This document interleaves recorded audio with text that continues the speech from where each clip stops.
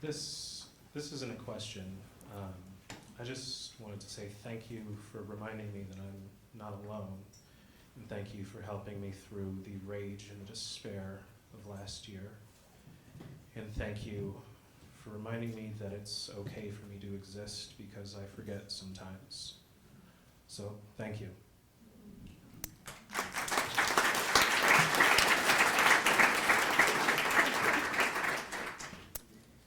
I would say thank you for doing the same thing, which goes to all of us. I think the fact that we're all here is a way of saying thank you to each other for recognizing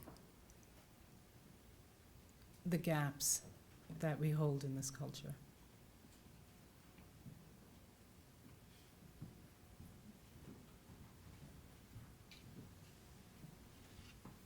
Thank you so much. I was going to ask about, you know, the work is phenomenal and really touching and affirming, but also, like, I wonder sometimes, do we, as an author, are you ever concerned about the economies in which the work exists? And particularly what I mean around that is the degree to which, particularly amongst the white imagination, there is a economy surrounding Black pain and suffering, an exotification of it, a certain pleasure that is received from it. And even in the midst of this room, I often find myself leery of the ways in which like Black art is acceptable, but sometimes not Black bodies, right? Mm-hmm. And so, what are your thoughts on the economy in which your work exists? Okay, that's a great question. And I'm going to move to the visuals. Partly because this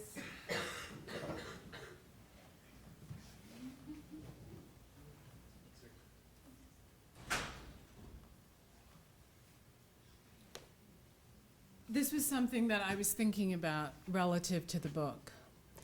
And this piece, the original piece is this, as you know. And my husband and I, we took out, mostly he took out, the images of the lynched men in order to redirect the gaze on the ways in which Black pain is part of white America. So for me, Citizen is not an exhibition of Black pain. It's an exhibition of intimacies between Black and white America that is polluted by racism created through the white imagination. So this book is as much about how white people are defeated by the white imagination as it is how Black people are subject to the failures of that defeat. So I wasn't as worried about this notion of an object that could be used. And I think I spent a lot of time making sure that we all stayed present within the book, if that makes sense.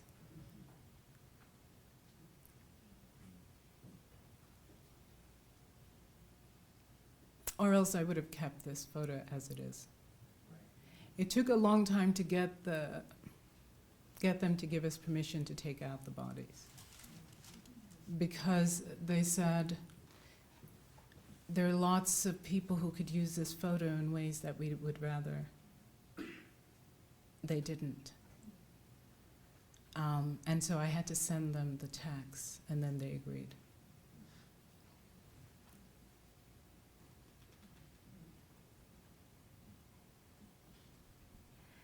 I actually have two questions. I guess the first question is in response to the Zora Neale Hurston quote about the white background. And I think about, as a writer of color, artist of color, how do we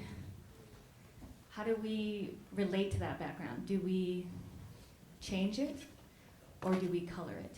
Like, how do we make peace with that background, or how do we become part of the background, I guess, is a question.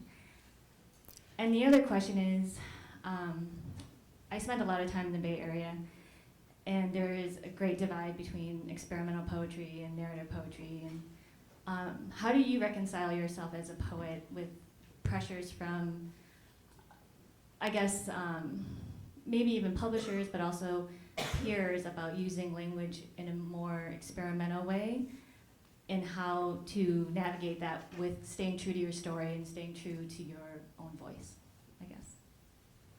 Okay, so the first question is how to negotiate against whiteness?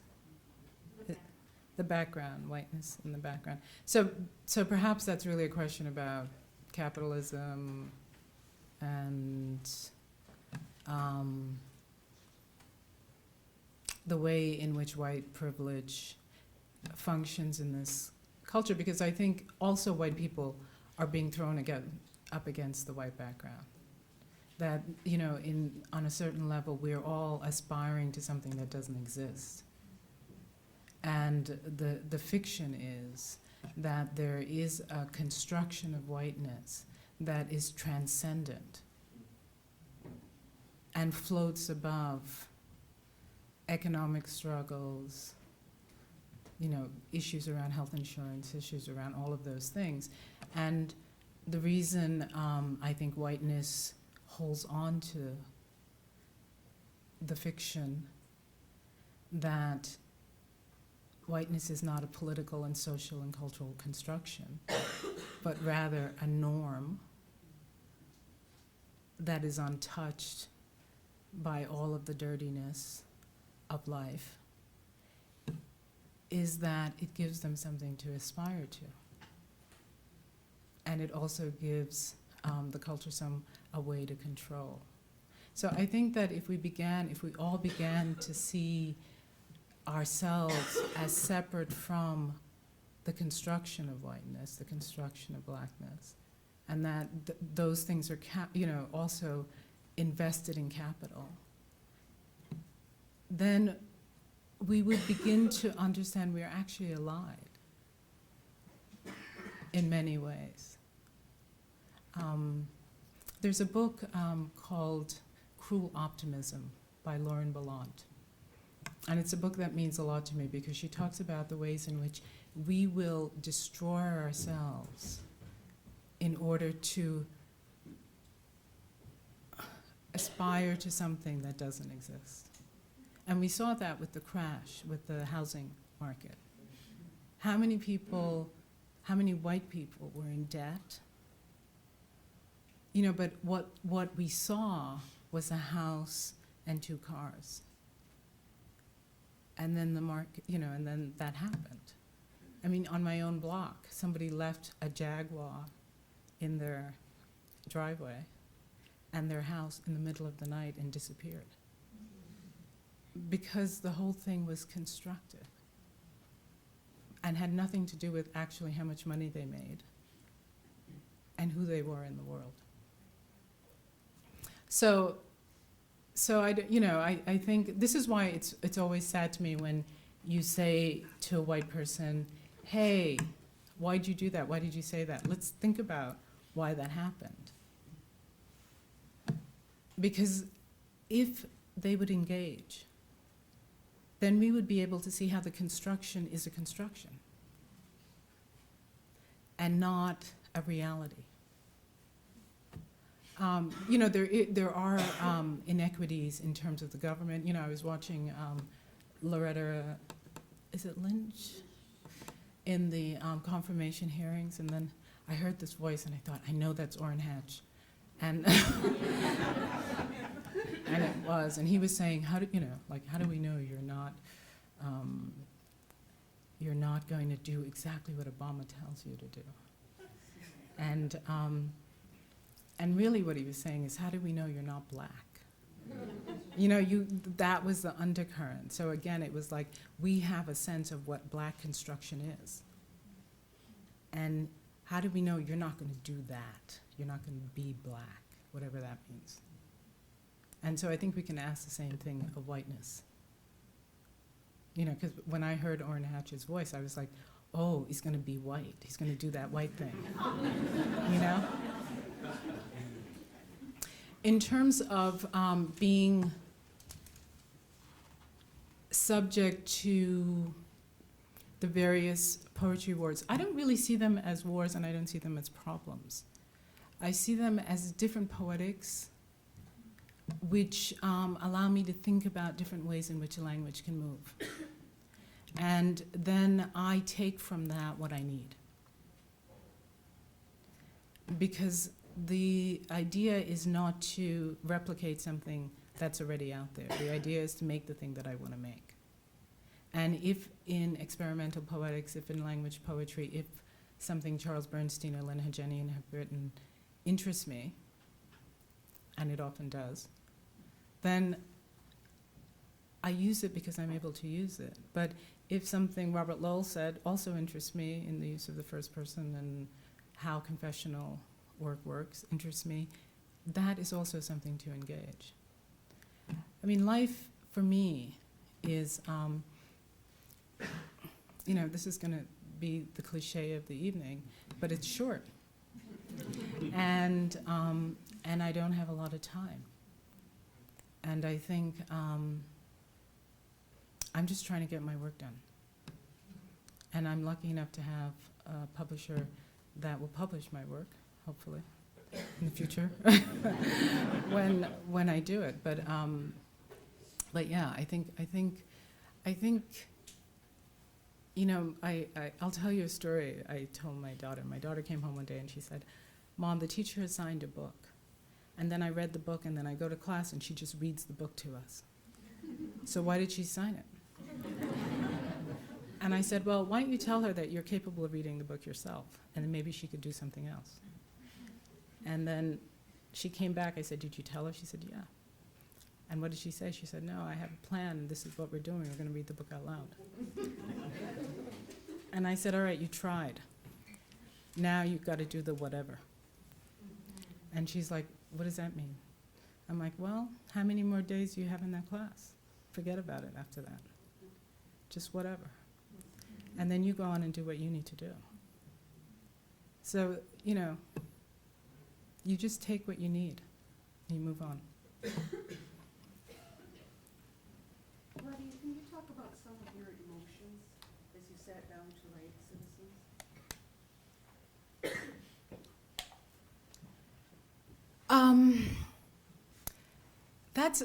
That's an interesting question, because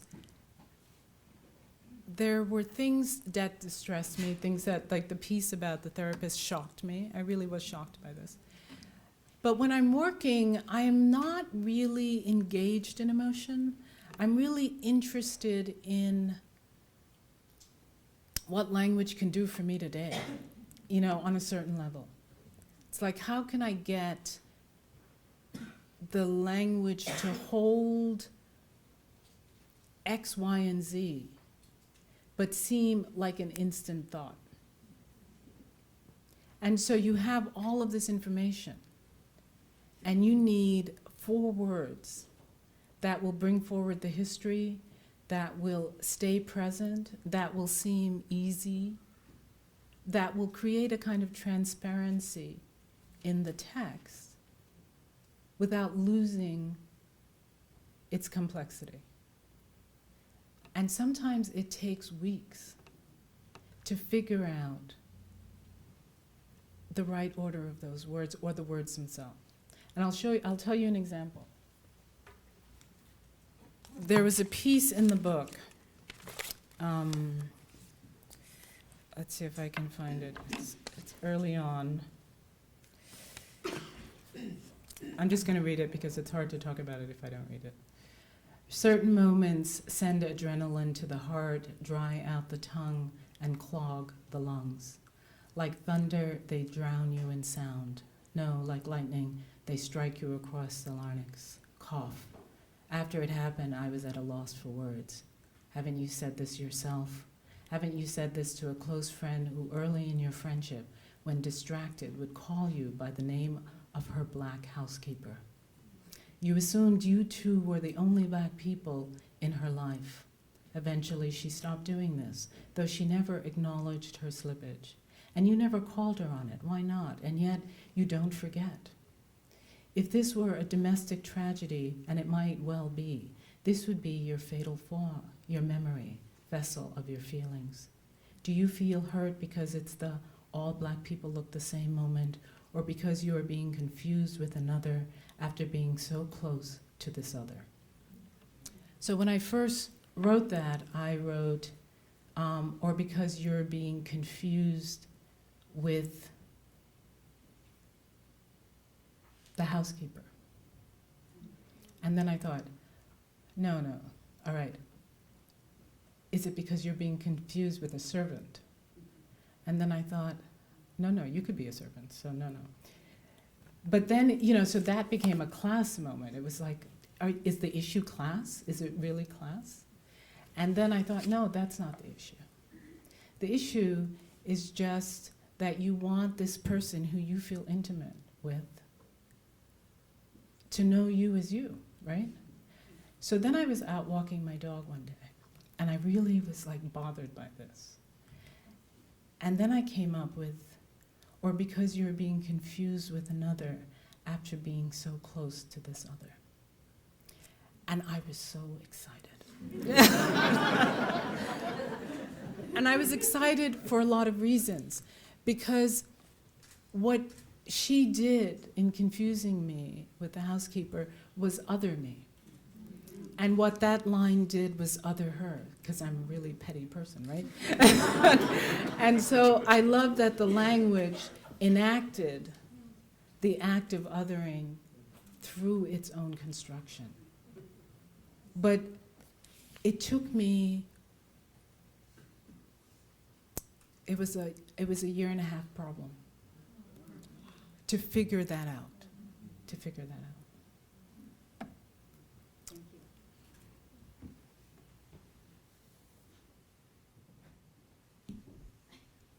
So I'm teaching this book right now to my students, first-year writers at the University of Minnesota, and a lot of them come from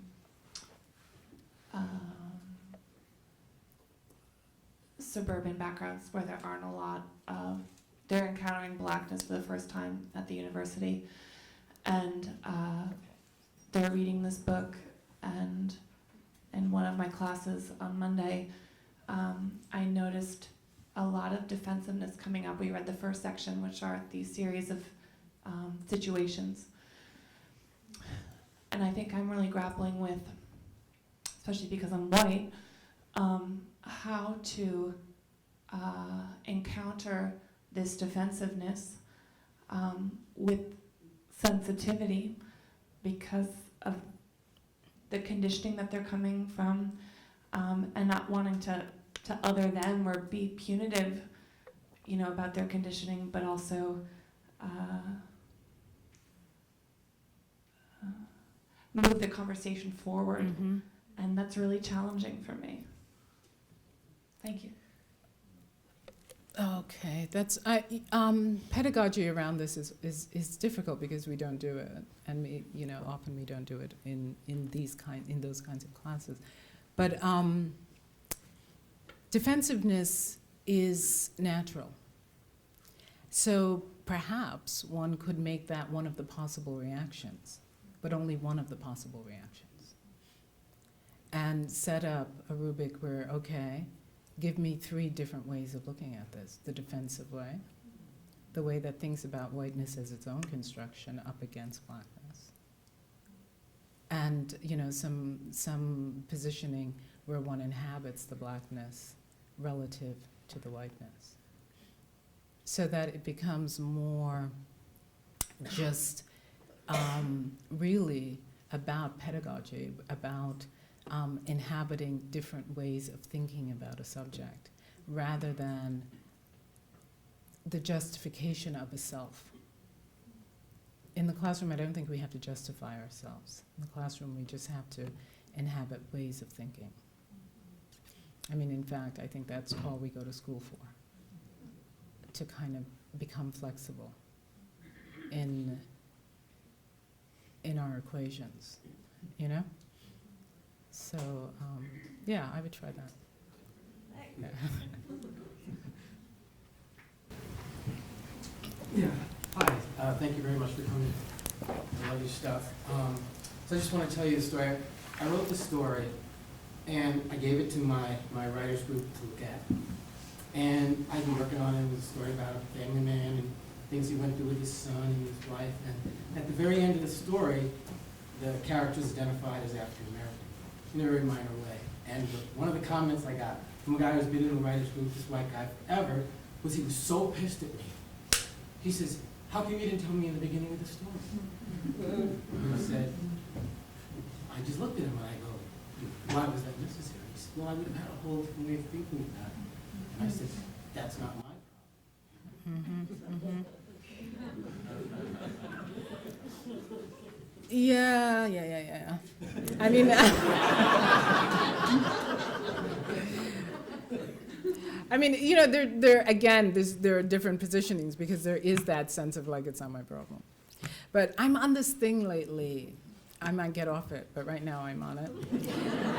Which, when people say, you know, I'm not going to engage white people in this because it's not my job to educate them. And I don't like it because I feel like it's not your job to educate them, but it is your job to educate you.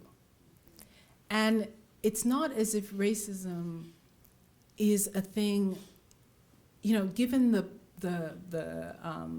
structures of justice and all of that, there is inequities. There are inequities, that's clear. But we all are struggling around it, right? And so the only chance we have is engagement, is my thinking. So I'm sort of interested in why people think the things they do. And a lot of the times when they tell me why they do, I already know it. But every once in a while, I hadn't really thought about it that way. And I won't get to that if I think I already know. And so it means a lot of times I'm listening and thinking about doing my laundry. But then, and I don't mean it in a dismissive way, I just mean that I'm able to engage because I recognize. But the minute, and so when you recognize, you can also do something else. You can double task, whatever.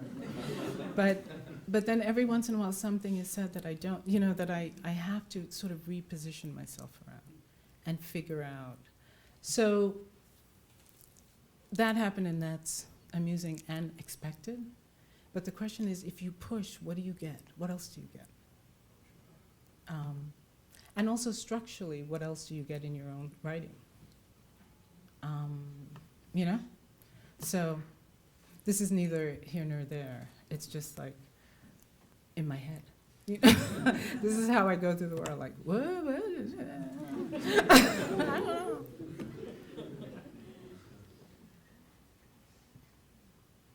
I have a question. Is it ever frustrating for you explaining the truth or truths? No, because I don't know the truth. All I know is what I see in front of me. And I feel like part of what is interesting to me about this book is it's not that it's about the truth. It's about struggling towards understanding what is happening to you without knowing the truth. Like, I could never say 100% that I know why X person did this. Not 100%. So, but I can say 100% how I feel. And I also can say the factors and the history that might be components to attributing to that. But, I mean, hopefully there isn't a truth. Hopefully we're not at any kind of end. You know? Like, hopefully we're still kind of mixing it up so that we can have some other problems to work out. How did you choose the artist to accompany your book?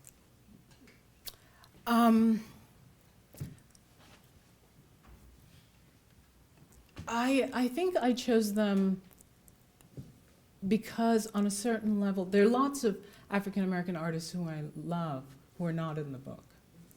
But the ones that are in the book are there because on a certain level, what they were doing reflected the text.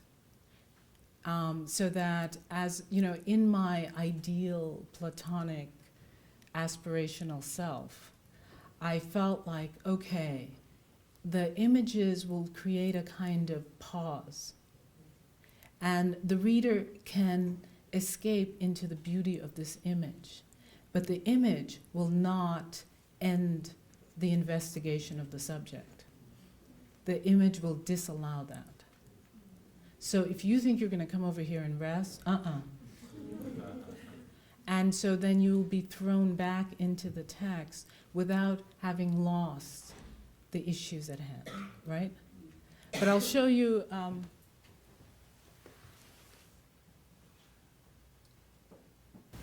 Like this, that's Glenn Ligon, for those of you who might not know. And this piece enacted the very thing that I wanted the book to do. It held the history of the Harlem Renaissance, Zora Neale Hurston.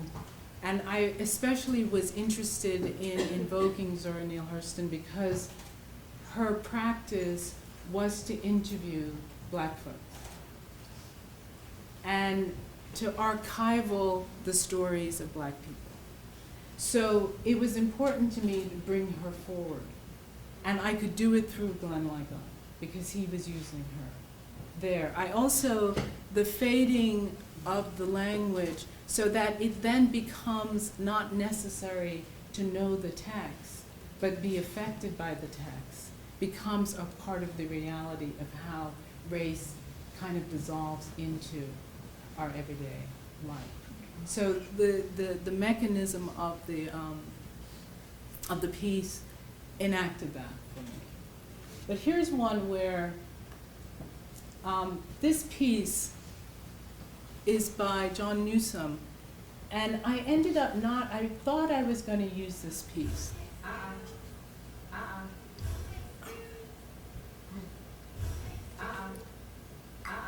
And so what Newsom does is he conducts symphonies of Black women throwing shade. So this is like the effect of what it feels like to have the microaggressions coming at you. And then, like, what's that? You know? So I thought I was going to use his work in the book. But then,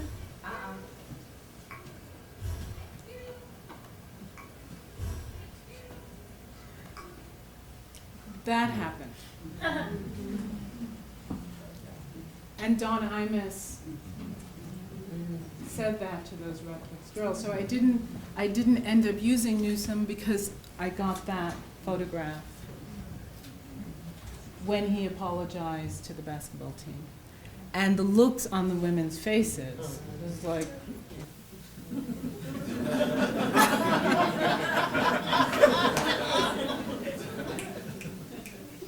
so in that case, I ended up buying the rights to that image. And Newsom was not used. Oh, okay. Do I not have the mic? Oh, this one.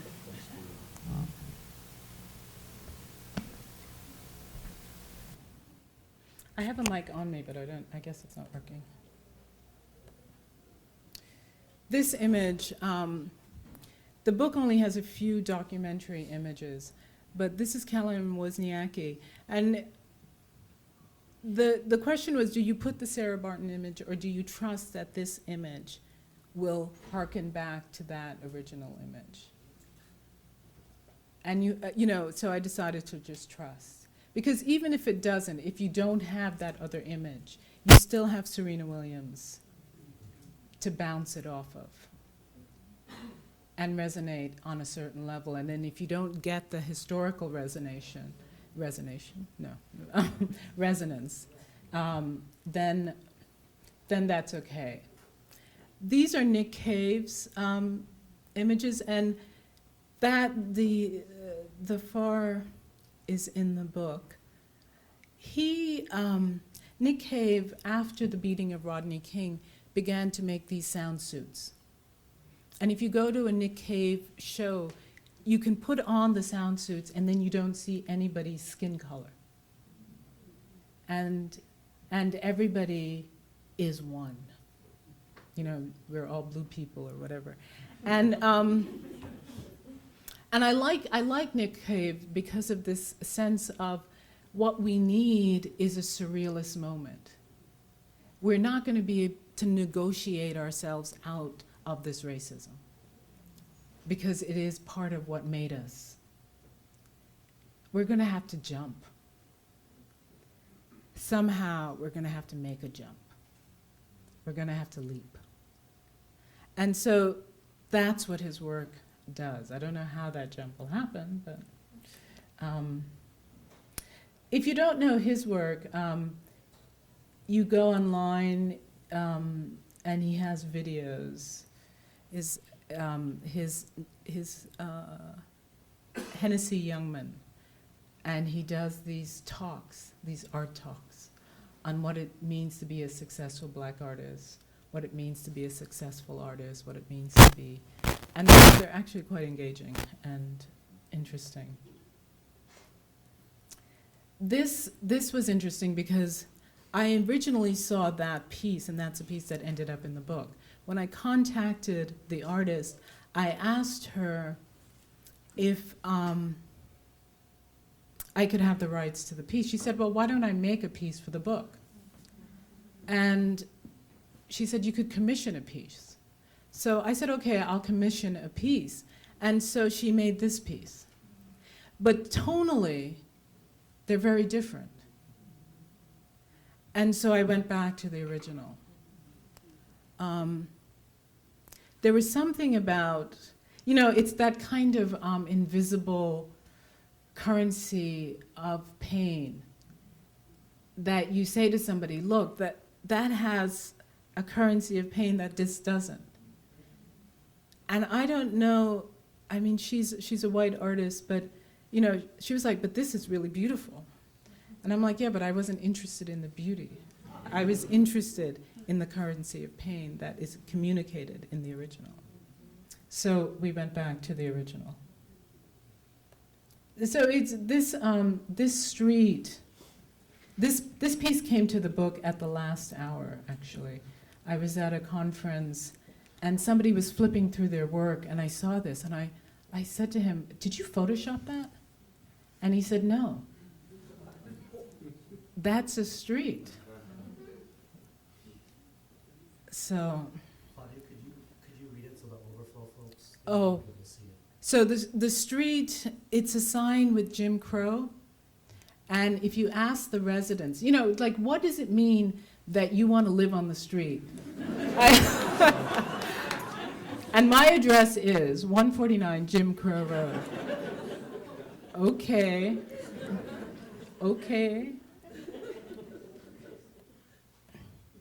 So that, I think,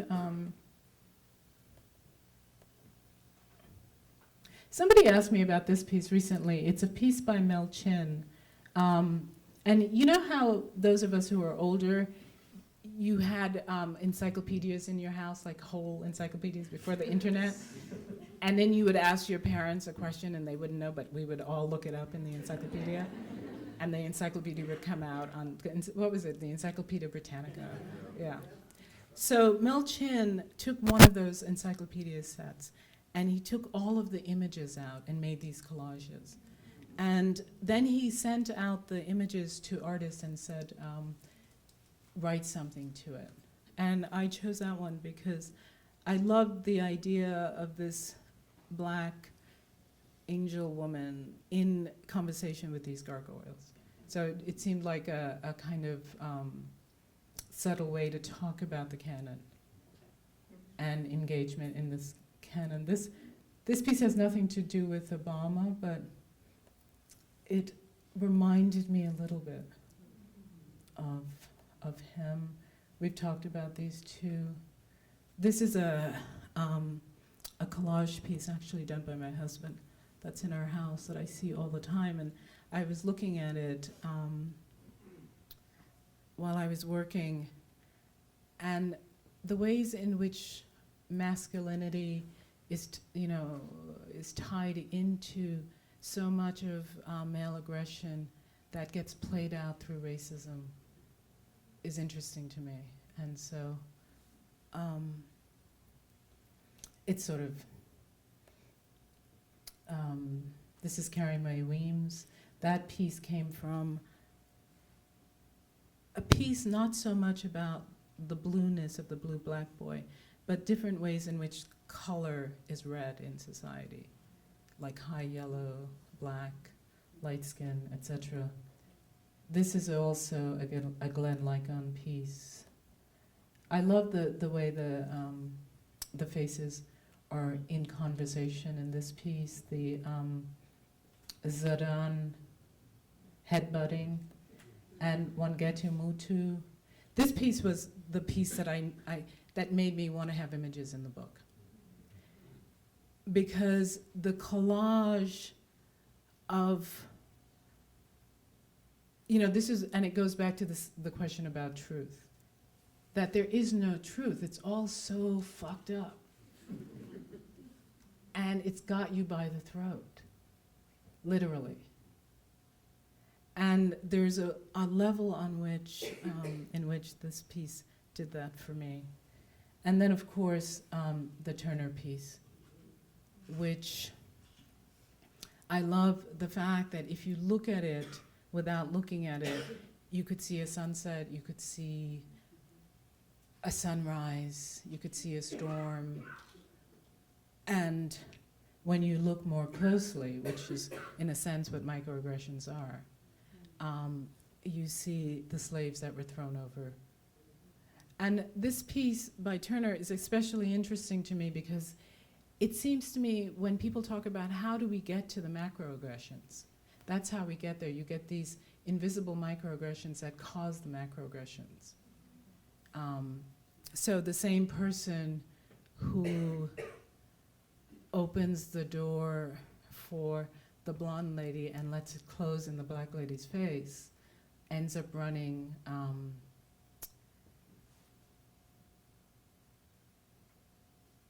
Katrina's rescue missions. And I'm not saying that really happened, but it's that same kind of thing.